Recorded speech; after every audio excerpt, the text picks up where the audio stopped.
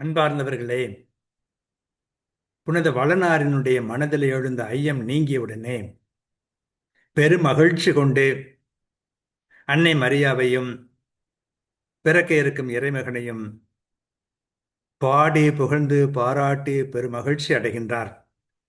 அத்தகைய ஒரு செய்யுளை வீரமாமுனிவர் தேம்பாவணியிலே நமக்கு இன்று தருகிறார். மிக அருமையான செய்யுள், அன்னை மரியாவை வாழ்த்துகின்ற அற்புதமான செய்யுள். வாழி அனந்த தயாபரனுக்கு உரி வாய்ந்த அருள்தாய் அவளே, வாழி விசும்பு இடைவாழ் உயர் உம்பரின் வாம் இராக்கினியே, வாழி மிகுண்டு இல பூ அணை கண்ணிய மாதரையாளரசே, வாழி அழுந்த அருளே மறையே அரணே நனி வாழுதியே என்று புகழ்ந்து பாராட்டுகிறார்.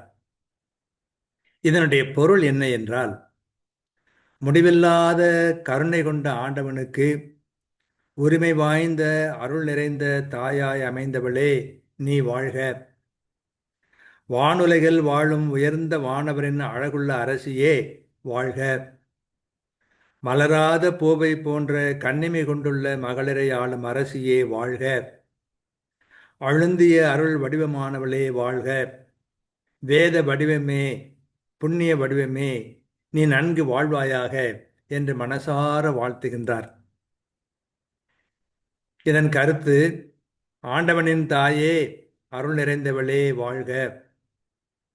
வானவரின் பேரரசியே வாழ்க. கன்னியரின் பேரரசியே வாழ்க. அருள் வடிவே வாழ்க. மறைகளின் உருவமே வாழ்க. நற்பண்புகளின் வடிவமே வாழ்க என்று பேரார்வத்தோடு சூசை கன்னிமரியாவை புகழ்ந்து பாராட்டினார்.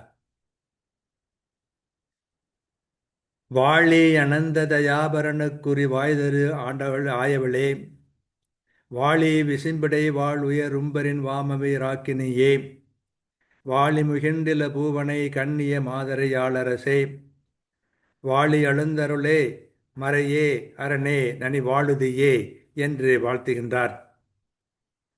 அன்னை மரியாவின் மீது எவ்வளவு மதிப்பு பலனாருக்கு இருக்கிறது என்று பார்க்கிறோம்.